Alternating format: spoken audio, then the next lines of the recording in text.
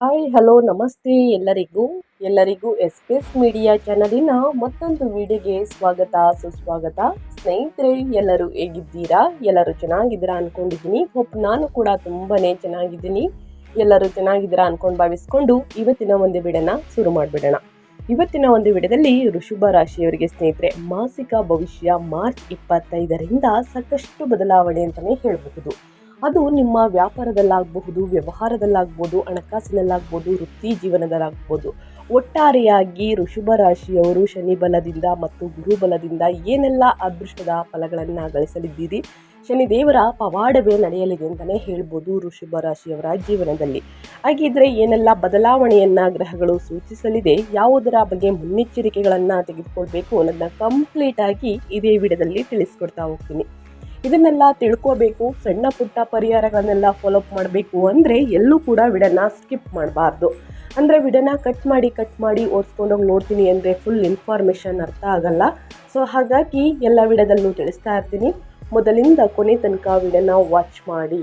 ವಿಡಿಯೋದಲ್ಲಿ ಒಳ್ಳೆ ಮಾಹಿತಿ ಸಿಕ್ಕಿದ್ದಲ್ಲಿ ತಪ್ಪದೆ ವಿಡಿಯೋಗೊಂದು ಲೈಕ್ ಕೊಟ್ಟು, ಇನ್ನೂ ನನ್ನ ಚಾನಲ್ನ ಸಬ್ಸ್ಕ್ರೈಬ್ ಮಾಡ್ಕೊಳ್ಳೋದನ್ನೇ ನೋಡ್ತಿದ್ರೆ ಎಸ್ ಪಿ ಎಸ್ ಮೀಡಿಯಾಗೆ ಸಬ್ಸ್ಕ್ರೈಬ್ ಆಗಿ ನಿಮ್ಮ ಅಭಿಪ್ರಾಯಗಳನ್ನು ಕಮೆಂಟ್ ಬಾಕ್ಸಲ್ಲಿ ತಿಳಿಸಬಹುದು. ಯಾರೆಲ್ಲ ಸಬ್ಸ್ಕ್ರೈಬ್ ಮಾಡಿಕೊಂಡು ಪ್ರತಿನಿತ್ಯ ವಿಡಿಯೋ ವಾಚ್ ಮಾಡ್ತಿದ್ದೀರಾ ಅಂಥವರಿಗೆ ಥ್ಯಾಂಕ್ ಯು ಸೋ ಮಚ್ ಅಂತ ಹೇಳ್ತಾ ವಿಡಿಯೋದ ಕಡೆ ಗಮನ ಕೊಟ್ಬಿಡೋಣ. ಹೌದು, ವೃಷಭ ರಾಶಿಯವರಿಗೆ ಮಾಸಿಕ ಭವಿಷ್ಯ ಮಾರ್ಚ್ 25ರಿಂದ ಸಾಕಷ್ಟು ಬದಲಾವಣೆಯನ್ನು ನೋಡಲಿದ್ದೀರಿ ಸ್ನೇಹಿತರೆ. ಹಾಗಿದ್ರೆ ಯಾವುದರ ಬಗ್ಗೆ ಬದಲಾವಣೆ ಅನ್ನೋದನ್ನ ತಿಳಿಸ್ಕೊಡ್ತಾ ಹೋಗ್ತೀನಿ. ಒಟ್ಟಾರೆಯಾಗಿ ಅದೃಷ್ಟದ ಹೊಳಪು, ಆದರೆ ಹೆಜ್ಜೆಯ ಬಗ್ಗೆ ಎಚ್ಚರವಿರಲಿ. ಹಾಗಿದ್ರೆ ಯಾವ ಹೆಜ್ಜೆಯ ಬಗ್ಗೆ ಎಚ್ಚರಿಕೆ ವಹಿಸಬೇಕು ಅನ್ನೋದನ್ನಾದರೆ, ಒಟ್ಟಾರೆಯಾಗಿ ವೃಷಭ ರಾಶಿಯವರಿಗೆ ಮಿಶ್ರ ಫಲಗಳನ್ನು ಹೊತ್ತು ತಂದಿದೆ ಸ್ನೇಹಿತರೆ. ಅಂದರೆ ನಿಮ್ಮ ವ್ಯಾಪಾರದಲ್ಲಾಗಬಹುದು, ವ್ಯವಹಾರದಲ್ಲಾಗ್ಬೋದು, ಹಣಕಾಸಿನಲ್ಲಾಗ್ಬೋದು, ವೃತ್ತಿ ಜೀವನದಲ್ಲಾಗ್ಬೋದು ಸ್ನೇಹಿತರೆ ಮಿಶ್ರ ಫಲಿತಾಂಶವನ್ನು ಹೊತ್ತು ತರಲಿದೆ. ಆದರೆ ನಿಮ್ಮ ಹೆಜ್ಜೆಯ ಪ್ರಕಾರ ಎಚ್ಚರಿಕೆ ಇರಲಿ. ಆರ್ಥಿಕ ಯಶಸ್ಸಿನ ಉತ್ತುಂಗ ಮತ್ತು ವೃತ್ತಿ ಜೀವನದ ಒತ್ತಡ ಅಂತಲೇ ಹೇಳಬಹುದು. ಮಾರ್ಚ್ 2025ನೇ ತಾರೀಕಿಂದ ವೃಷಭ ರಾಶಿಯವರಿಗೆ ಗಮನಾರ್ಹ ಆರ್ಥಿಕ ಬೆಳವಣಿಗೆಯ ತಿಂಗಳು ಅಂತಲೇ ಹೇಳಬಹುದು.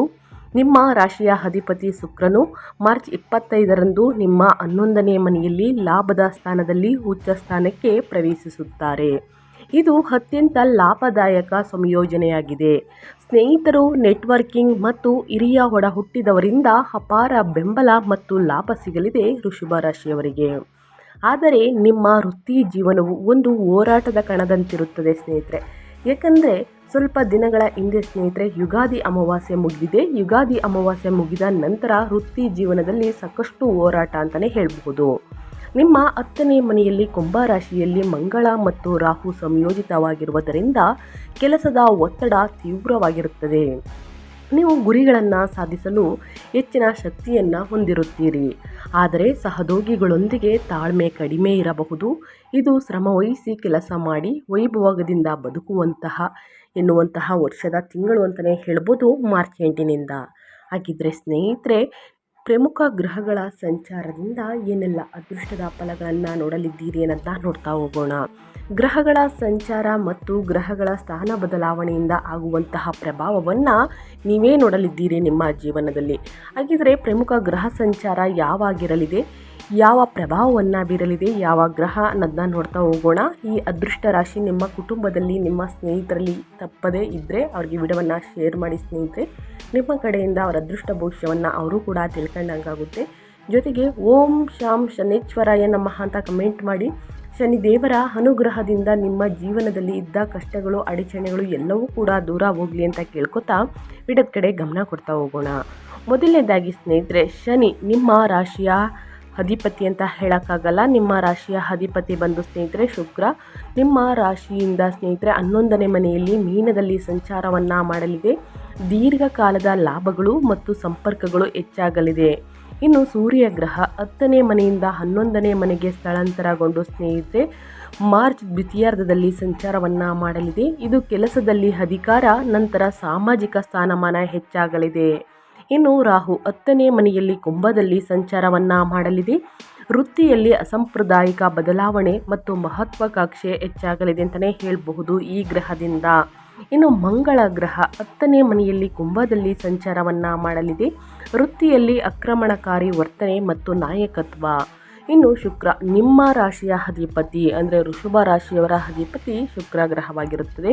11ನೇ ಮನೆಯಲ್ಲಿ ಶುಕ್ರ ಗ್ರಹ ಉಚ್ಚ ಸ್ಥಿತಿಯಲ್ಲಿ ಸಂಚಾರವನ್ನು ಮಾಡುವುದರಿಂದ ಭಾರೀ ಧನ ಲಾಭವನ್ನು ನೋಡಲಿದ್ದೀರಿ ಸ್ನೇಹಿತರೆ. ಸಾಮಾಜಿಕ ಯಶಸ್ಸು.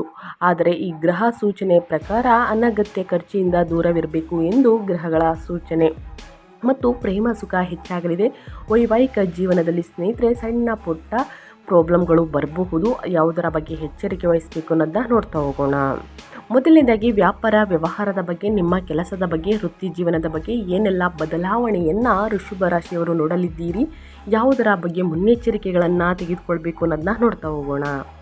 ವೃತ್ತಿ ಜೀವನದ ಕ್ಷೇತ್ರವು ಚಟುವಟಿಕೆಗಳಿಂದ ತುಂಬಿರುತ್ತದೆ. 10ನೇ ಮನೆಯಲ್ಲಿ ಮಂಗಳ ಮತ್ತು ರಾಹು ಸಂಯೋಜನೆಯು ನಿಮ್ಮ ವೃತ್ತಿಪರ ಗುರಿಗಳ ಬಗ್ಗೆ ತೀವ್ರವಾದ ಹಠವನ್ನು ಸೃಷ್ಟಿಸುತ್ತದೆ. ನೀವು ಅತ್ಯಂತ ಮಹತ್ವಾಕಾಂಕ್ಷಿಗಳಾಗಿರುತ್ತೀರಿ ಮತ್ತು ನಿಮ್ಮ ಸಹೋದ್ಯೋಗಿಗಳನ್ನು ಆಶ್ಚರ್ಯಗೊಳಿಸುವಂತಹ ಸಾಹಸಗಳನ್ನು ಮಾಡಬಹುದು. ನೀವು ತಂತ್ರಜ್ಞಾನ, ಇಂಜಿನಿಯರಿಂಗ್ ಅಥವಾ ವಿಮಾನಯಾನ ಕ್ಷೇತ್ರದಲ್ಲಿ ಇರುವವರಿಗೆ ಇದು ಅದ್ಭುತ ಸಮಯ ಅಂತಲೇ ಹೇಳಬಹುದು ಸ್ನೇಹಿತರೆ. ಯಾಕಂದರೆ ಅಂಗಾರಕ ಯೋಗ, ಮಂಗಳ ಮತ್ತು ರಾಹುವಿನ ಸಂಯೋಗವು ಸ್ನೇಹಿತರೆ ಅಂಗಾರಕ ಯೋಗವನ್ನು ಸೃಷ್ಟಿಸಲಿದೆ. ಈ ಯೋಗದಿಂದ ಮೇಲಧಿಕಾರಿಗಳೊಂದಿಗೆ ಸಂಘರ್ಷಕ್ಕೆ ಕಾರಣವಾಗಬಹುದು. ಅವರೊಂದಿಗೆ ಸ್ನೇಹಿತರೆ ದುಡುಕಿನ ಮಾತುಗಳನ್ನು ಆಡಬಹುದು ಸ್ನೇಹಿತರೆ. ವಾದ ವಿವಾದಗಳು ನಡೆಯಬಹುದು. ಸಿಸ್ಟಮ್ ವಿರುದ್ಧ ಹೋರಾಡುವ ಬದಲು ಕಠಿಣ ಕಾರ್ಯಗಳನ್ನು ಪೂರ್ಣಗೊಳಿಸಲು ಈ ಶಕ್ತಿಯನ್ನು ಬಳಸಬಹುದು. ಉತ್ತಮ ಎಂದು ಗ್ರಹಗಳ ಸೂಚನೆ. ಇನ್ನು ಮಾರ್ಚ್ ದ್ವಿತೀಯಾರ್ಧದಲ್ಲಿ ಸೂರ್ಯನು 11ನೇ ಮನೆಗೆ ಪ್ರವೇಶಿಸಿದ ನಂತರ ನಿಮ್ಮ ಕಠಿಣ ಪರಿಶ್ರಮಕ್ಕೆ ಮಾನ್ಯತೆ ಮತ್ತು ಗೌರವ ಸಿಗುವ ಸಾಧ್ಯತೆ ಇದೆ ಸ್ನೇಹಿತರೆ. ಒಟ್ಟಾರೆಯಾಗಿ ಹೇಳಬೇಕು ಅಂತಂದರೆ ವೃತ್ತಿ ಜೀವನದಲ್ಲಿ, ವ್ಯಾಪಾರ ವ್ಯವಹಾರದಲ್ಲಿ ಮಿಶ್ರ ಫಲಿತಾಂಶವನ್ನು ನೋಡಲಿದ್ದೀರಿ. ಇನ್ನು ನಿಮ್ಮ ಹಣಕಾಸಿನ ಬಗ್ಗೆ ಹೇಳೋದಾದರೆ, ನಿಮ್ಮ ಫೈನಾನ್ಸ್ ಬಗ್ಗೆ ಹೇಳೋದಾದರೆ ಏನೆಲ್ಲ ಬದಲಾವಣೆಯನ್ನು ವೃಷಭ ರಾಶಿಯವರು ನೋಡಲಿದ್ದೀರಿ. ಮಾರ್ಚ್ 25ರಿಂದ ಶನಿ ಪ್ರಭಾವದಿಂದ ಏನೆಲ್ಲ ಅದೃಷ್ಟದ ಫಲಗಳನ್ನು ಗಳಿಸಲಿದ್ದೀರಿ, ಯಾವುದರ ಬಗ್ಗೆ ಮುನ್ನೆಚ್ಚರಿಕೆಗಳನ್ನು ತೆಗೆದುಕೊಳ್ಬೇಕು ಅನ್ನೋದಾದರೆ, ಇದು ವರ್ಷದ ಅತ್ಯಂತ ಬಲವಾದ ಆರ್ಥಿಕ ತಿಂಗಳು ಎನ್ನಬಹುದು. ನಿಮ್ಮ ರಾಶಿಯ ಅಧಿಪತಿ ಶುಕ್ರನು ಉಚ್ಚನಾಗಿ ಲಾಭದ ಸ್ಥಾನದಲ್ಲಿ ಇದ್ದು, ಯೋಗಕಾರಕ ಶನಿಯು ಅಲ್ಲಿಯೇ ಇರುವುದರಿಂದ ಹಣವು ವಿವಿಧ ಮೂಲಗಳಿಂದ ಹರಿದು ಬರುತ್ತದೆ. ಹಳೆಯ ಹೂಡಿಕೆಗಳು ಉತ್ತಮ ಲಾಭ ನೀಡಲಿವೆ ಅಂತಲೇ ಹೇಳ್ಬೋದು ವೃಷಭ ರಾಶಿಯವರಿಗೆ. ಅದೇ ರೀತಿ ನಿಮಗೆ ಬೋನಸ್ ಕೂಡ ಸಿಗಬಹುದು, ಸಂಬಳ ಏರಿಕೆ ಕೂಡ ಆಗಬಹುದು, ಲಾಭದಾಯಕ ವ್ಯವಹಾರದ ಒಪ್ಪಂದವನ್ನು ಪಡೆಯಬಹುದು. ನೆಟ್ವರ್ಕಿಂಗ್ ಪಾರ್ಟಿಗಳು ಅಥವಾ ಸಾಮಾಜಿಕ ಕೂಟಗಳು ನೇರ ಆರ್ಥಿಕ ಪ್ರಯೋಜನಗಳಿಗೆ ಕಾರಣವಾಗಬಹುದು. ದೀರ್ಘಕಾಲದ ಆಸ್ತಿಗಳು ಅಥವಾ ಐಷಾರಾಮಿ ವಸ್ತುಗಳ ಮೇಲೆ ಅಂತಂದರೆ ಚಿನ್ನ, ಬೆಳ್ಳಿ, ವಾಹನವನ್ನು ಖರೀದಿ ಮಾಡುವುದಕ್ಕೆ, ಹೂಡಿಕೆ ಮಾಡುವುದಕ್ಕೆ ಇದು ಸೂಕ್ತ ಸಮಯ ಎಂದು ಗ್ರಹಗಳ ಸೂಚನೆ. ಆದರೆ ಇತರರನ್ನು ಮೆಚ್ಚಿಸಲು ಮಿತಿ ಮೀರಿ ಹಣ ಖರ್ಚು ಮಾಡದಂತೆ ಎಚ್ಚರಿಕೆ ವಹಿಸಿ. ಹಣದಲ್ಲಿ ದುಂದು ವೆಚ್ಚವನ್ನು ಮಾಡುವುದಕ್ಕೆ ಹೋಗಬೇಡಿ. ಮುಂದಿನ ದಿನಗಳಲ್ಲಿ ಅದು ಖಂಡಿತವಾಗಿಯೂ ಆ ವಸ್ತುವಿಂದ ನಮಗೆ ಉಪಯೋಗ ಇದೆ ಅಂದರೆ ಮಾತ್ರ ಖರೀದಿ ಮಾಡಿ ಸ್ನೇಹಿತರೆ. ಬೇರೆಯವರನ್ನು ಮೆಚ್ಚಿಸುವುದಕ್ಕೆ ಹೋಗಿ ನಿಮ್ಮ ಹಣ ಖರ್ಚಾದರೆ ನೀವೇ ಕೂಡ ಅನುಭವಿಸೋದು ಸ್ನೇಹಿತರೆ. ಮುಂದಿನ ದಿನಗಳಲ್ಲಿ ಅವರೆಲ್ಲ ಅನುಭವಿಸೋದಿಲ್ಲ. ಇವಾಗ ಹೇಗೆ ನೋಡ್ತಾರೆ ಮುಂದಿನ ದಿನಗಳಲ್ಲೂ ಅದೇ ರೀತಿ ನೋಡ್ತಾರೆ. ಸೊ ಹಾಗಾಗಿ ಯಾರನ್ನೂ ಕೂಡ ಸ್ನೇಹಿತರೆ ಮೆಚ್ಚಿಸಲು ಹೋಗಬೇಡಿ. ನಿಮ್ಮ ಇಚ್ಛೆಯಂತೆ ಸ್ನೇಹಿತರೆ ಹಣವನ್ನು ಖರ್ಚು ಮಾಡುವುದು ಉತ್ತಮ. ಇನ್ನು ಆನ್ಲೈನ್ ಶಾಪಿಂಗನ್ನು ಸ್ವಲ್ಪ ಅವಾಯ್ಡ್ ಮಾಡಿ, ಕಡಿಮೆ ಮಾಡಿ ಸ್ನೇಹಿತರೆ. ಇನ್ನು ನಿಮ್ಮ ಹೆಲ್ತ್ ಬಗ್ಗೆ ಹೇಳೋದಾದರೆ ವೃಷಭ ರಾಶಿಯವರು ಯಾವುದರ ಬಗ್ಗೆ ಎಚ್ಚರಿಕೆ ವಹಿಸಬೇಕು, ಏನೆಲ್ಲ ಅದೃಷ್ಟದ ಫಲಗಳನ್ನು ಗಳಿಸಲಿದ್ದೀರಿ ಅಂದರೆ, ಹಣಕಾಸು ಉತ್ತಮವಾಗಿದ್ದರೂ ಕೂಡ ನಿಮ್ಮ ಆರೋಗ್ಯದ ನಿರ್ವಹಣೆಗೆ ಗಮನ ನೀಡಬೇಕು. ಆರೋಗ್ಯದಲ್ಲಿ ಸಾಕಷ್ಟು ಏರುಪೇರುಗಳನ್ನು ಕೊನೆಯ ದಿನಗಳಲ್ಲಿ ನೋಡಲಿದ್ದೀರಿ. ಮಾರ್ಚ್ ಕೊನೆಯ ದಿನಗಳಿಂದ ಗ್ರಹಗಳ ಸಂಚಾರ ತೀವ್ರವಾಗಿರುವುದರಿಂದ ಸಾಕಷ್ಟು ಬದಲಾವಣೆಯನ್ನು ನಿಮ್ಮ ಹೆಲ್ತಲ್ಲಿ ನೋಡಲಿದ್ದೀರಿ.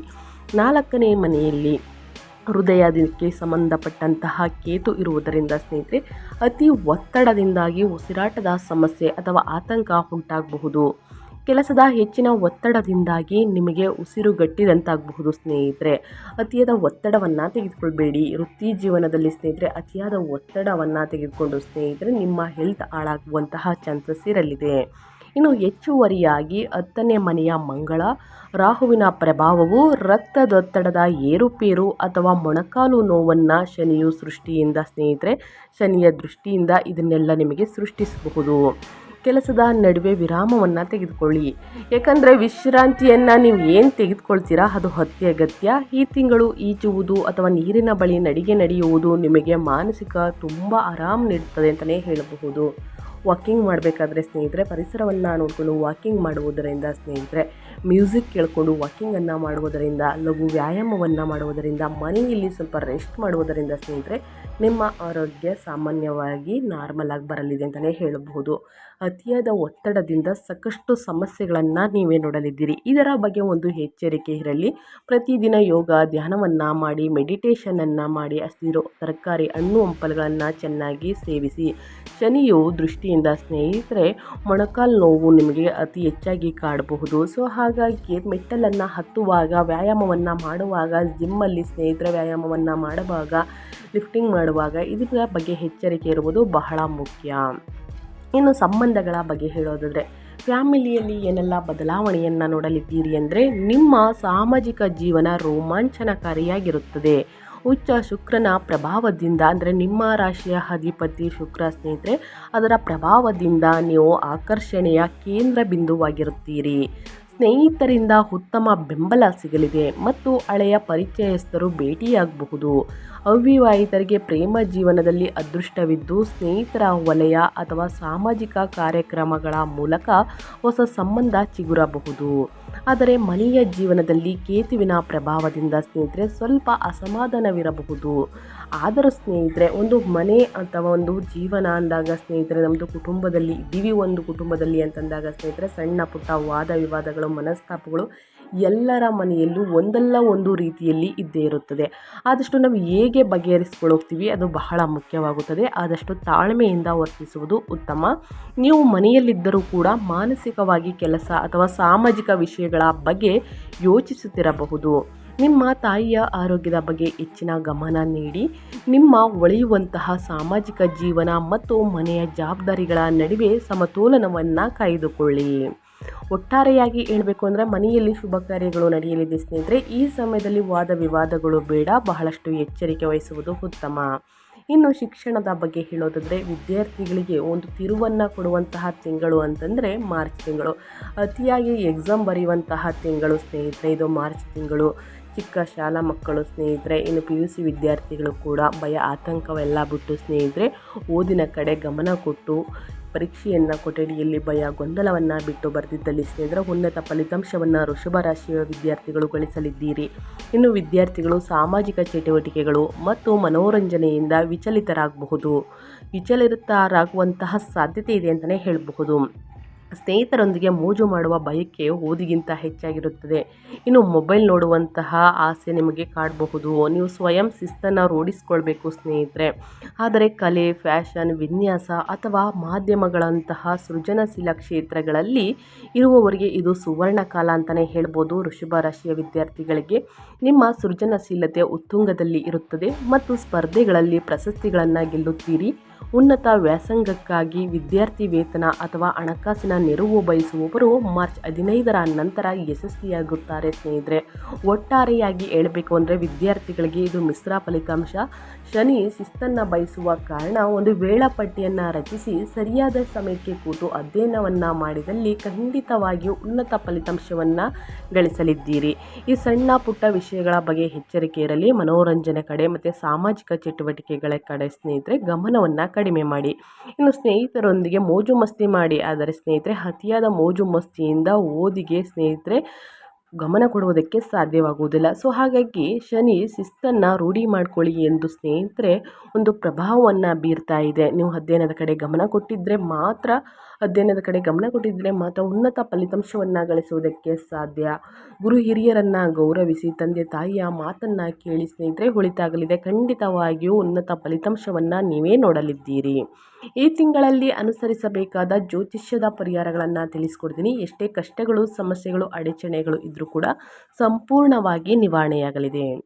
ಆರ್ಥಿಕ ಲಾಭವನ್ನು ಹೆಚ್ಚಿಸಲು ವೃಷಭ ರಾಶಿಯವರು ಮತ್ತು ಮಂಗಳ ರಾಹು ಒತ್ತಡವನ್ನು ಕಡಿಮೆ ಮಾಡಲು ಈ ತಿಂಗಳಲ್ಲಿ ಅನುಸರಿಸಬೇಕಾದ ಪರಿಹಾರವನ್ನು ತಿಳಿಸ್ಕೊಡ್ತೀನಿ. ಆದಷ್ಟು ಜ್ಯೋತಿಷ್ಯದ ಪರಿಹಾರ ಶಕ್ತಿಶಾಲಿಯಾದಂತಹ ಪರಿಣಾಮಕಾರಿ ಪರಿಹಾರ ಅಂತಲೇ ಹೇಳಬಹುದು. ಮೊದಲನೇದಾಗಿ ಸ್ನೇಹಿತರೆ, ಕೆಲಸದ ಸ್ಥಳದಲ್ಲಿ ಶಾಂತಿಯನ್ನು ಕಾಪಾಡಿಕೊಳ್ಳಿ. ಮಂಗಳ ರಾಹು ಆಕ್ರಮಣಕಾರಿ ಶಕ್ತಿಯನ್ನು ತಣಿಸಲು ನಿಮ್ಮ ಜೋಬಿನಲ್ಲಿ ಅಥವಾ ಪರ್ಸ್ನಲ್ಲಿ ಒಂದು ಸಣ್ಣ ಬೆಳ್ಳಿಯ ತುಂಡನ್ನು ಇಟ್ಕೊಳ್ಳಿ. ಇದು ರಾಹುವಿನ ಪ್ರಭಾವವನ್ನು ಕಡಿಮೆ ಮಾಡುತ್ತದೆ, ಅಡೆತಡೆಗಳೆಲ್ಲವೂ ನಿವಾರಣೆಯಾಗಲಿದೆ.